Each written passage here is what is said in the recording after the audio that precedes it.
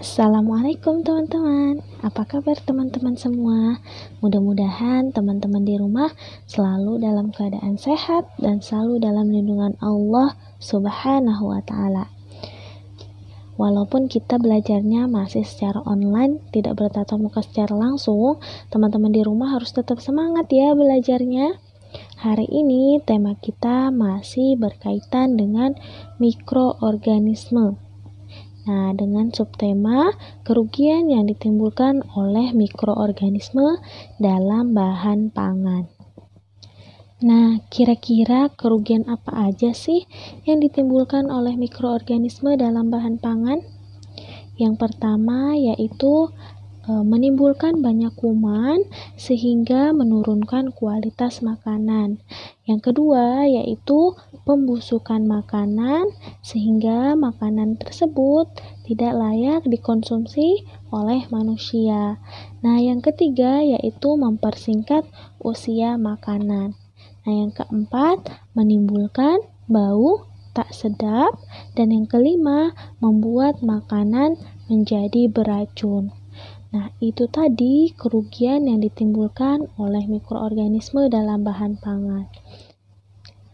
Adapun ciri-ciri makanan yang tidak layak dikonsumsi, yaitu yang pertama adanya perubahan warna, perubahan rasa, terus bau tak sedap, yang ketiga berjamur, yang keempat lengket atau berlendir, yang kelima berulat atau berbelatung, dan yang keenam mudah hancur.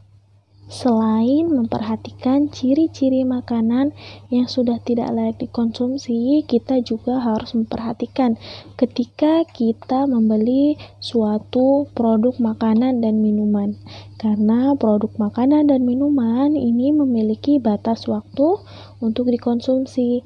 Dengan cara apa kita harus melihat ini produknya masih layak dikonsumsi atau tidak? Nah, kalau makanan dan minuman kemasan ini biasanya dicantumkan tanggal expired atau masa kadaluarsanya.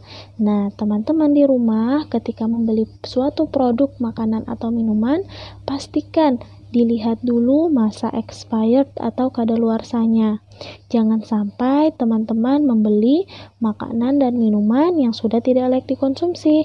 Karena apa? Ketika kita memakan makanan yang sudah tidak layak dikonsumsi, itu akan berpengaruh pada kesehatan kita ya teman-teman.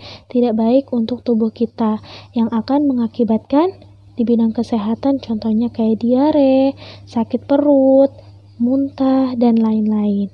Nah, jadi pastikan ketika teman-teman berbelanja mau makanan, minuman, dan lain sebagainya itu diperhatikan tanggal kadaluarsanya ya, atau expirednya. Oke? Selain makanan dan minuman kemasan, kita juga harus memperhatikan makanan olahan rumah. Karena makanan olahan rumah juga memiliki batas waktu untuk dikonsumsi. Jadi kita harus lebih memperhatikan ciri-ciri makanan yang tidak layak dikonsumsi ya teman-teman. Kayak contohnya kalau makanan rumahan itu seperti lauk pauk, nasi, dan sayur. Jika nasi itu sudah lengket atau berlendir, itu tandanya nasi tersebut sudah tidak layak dikonsumsi.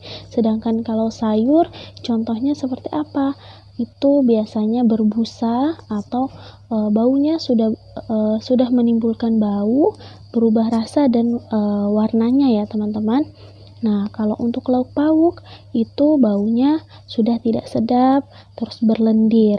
Nah, itu berarti makanan tersebut tidak layak untuk kita konsumsi. Apabila makanan tersebut tetap kita konsumsi, bisa jadi makanan tersebut akan berpengaruh kepada kesehatan tubuh kita. Bisa jadi kita menjadi diare, sakit perut, muntah, dan lain sebagainya. Untuk produk makanan dan minuman ini ada jenis-jenis kemasannya ya teman-teman. Yang pertama ada kemasan plastik, terus yang kedua ada kemasan metal, yang ketiga ada kemasan kertas, dan yang keempat ada kemasan gelas. Untuk contoh kemasan plastik yang pertama yaitu ada jajanan atau ciki-ciki, yang kedua ada permen, yang ketiga ada minuman botol atau biasanya air mineral dan minuman-minuman lainnya. Untuk kemasan metal atau aluminium ini biasanya ada minuman kaleng dan makanan kaleng. Untuk minuman kaleng contohnya seperti Coca-Cola, Sprite, dan lain sebagainya. Untuk makanan contohnya yaitu seperti sarden, kornet, dan lain sebagainya. Selanjutnya yaitu kemasan kertas, contohnya yang pertama yang makanan yaitu ada kue, roti, dan ada juga makanan ringan lainnya ya teman-teman. Untuk minumannya itu ada teh dan ada susu. Untuk kemasan kaca contohnya ada botol sirup dan juga ada teh botol sosro. Selain produk makanan dan minuman, ada produk kebutuhan lain yang dikemas dalam bentuk kemasan. Contohnya seperti sampo, sabun, terus parfum, terus ada lagi misalnya bedak dan lain sebagainya. Itu juga diproduksi dalam bentuk kemasan ya teman-teman. Kemasannya pun ada kemasan plastik, ada kemasan botol atau kaca atau gelas, terus ada kemasan kertas dan juga ada kemasan aluminium atau metal ya teman-teman. Nah, contohnya kayak shampoo, terus parfum, ini menggunakan kemasan plastik. Untuk pupur ada yang kemasan plastik dan juga ada yang kemasan kaleng. Nah, biasanya kalau pupur bayi atau pupur biasa itu menggunakan kemasan yang plastik, sedangkan untuk yang kaleng biasanya untuk pupur gatal atau pupur herosin ya teman-teman. Nah, selanjutnya parfum. Nah, kalau parfum ini juga ada yang kemasan plastik dan juga ada yang kemasan kaca ya teman-teman. Jadi nggak hanya plastik, kertas, dan kaleng, tapi juga ada kaca. Nah, untuk yang lainnya itu biasanya menggunakan kemasan-kemasan plastik. Nah, itu tadi kemasan-kemasan produk-produk yang kita gunakan sehari-hari ya, teman-teman. Nah, untuk produk plastik ini biasanya sampahnya itu bisa didaur ulang ya, teman-teman. Bisa dijadikan sesuatu yang bermanfaat, barang-barang yang bermanfaat dan berguna kembali. Jadi didaur ulang menjadi barang-barang yang berguna. Nah, untuk Indonesia sendiri ada beberapa pabrik daur ulang ya teman-teman. Rata-rata pabrik ini ada di daerah Jawa. Nah, yang pertama yaitu ada CV Bintang 7 yang ada di Provinsi Jawa Barat yang ada di Kota Bandung. Lalu ada Wahana Pemunah Limbah Industri yang ada di Provinsi Banten di Kota Serang. Nah, selanjutnya ada PT Intersia Plastisindo yang ada di Jawa Timur di Kota Sidoarjo. Selanjutnya ada PT Cahaya Kencana Plastik yang ada di Jawa Timur bertepat di Kota Sidoarjo. Selanjutnya ada masih di Provinsi Jawa Timur yaitu PT Mega Jaya Plastik di Kota Jombang. Nah, untuk di Banten itu ada ADUPI atau Asosiasi Daur Ulang Plastik Indonesia. Ini ada di Kota Tangerang ya teman-teman. Nah, yang terakhir ada Wrestling Business Unit Aquatensel yang ada di Provinsi Banten di Kota Tangerang. Nah, itu tadi beberapa pabrik daur ulang yang ada di wilayah Jawa di Pulau Indonesia ya, teman-teman.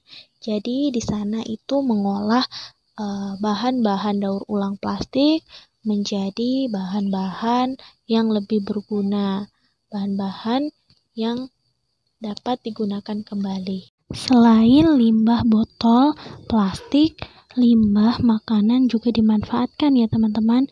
Limbah makanan itu dapat dijadikan pupuk organik. Nah, pupuk organik ini biasanya bagus untuk tanaman, untuk menyuburkan tanaman. Nah, pupuk yang menggunakan limbah makanan ini adalah pupuk non-kimia, jadi aman untuk tanaman ya teman-teman. Nah, kita akan sebutkan beberapa pabrik pupuk organik yang ada di Indonesia. Yang pertama ada PT Pupuk Sriwijaya, ini ada di Kota Cianjur, Sragen, dan Lumajang. Untuk Cianjur itu ada di Provinsi Jawa Barat, di Sragen itu Jawa Tengah, dan Lumajang ada di Jawa Timur. Yang kedua ada PT Nongguan Biotek Indonesia. Ini ada di Kota Probolinggo, Jawa Timur, dan di Surabaya di Provinsi Jawa Timur juga. Ya, selanjutnya ada PT Petrokimia Gresik yang ada di Kota Gresik di Provinsi Jawa Timur. Nah, itu tadi beberapa pabrik yang memanfaatkan limbah organik, limbah makanan atau tanaman untuk dijadikan pupuk. Mungkin cukup sekian dulu materi untuk hari ini. Ibu mohon maaf jika ada salah-salah kata. Semoga teman-teman bisa memahami materi yang Ibu sampaikan. Ibu tutup dengan membaca hamdalah dan doa kafaratul majlis. Alhamdulillahirabbil alamin. Subhanakallahumma wa bihamdika asyhadu an la ilaha illa anta astaghfiruka wa atubu ilaik.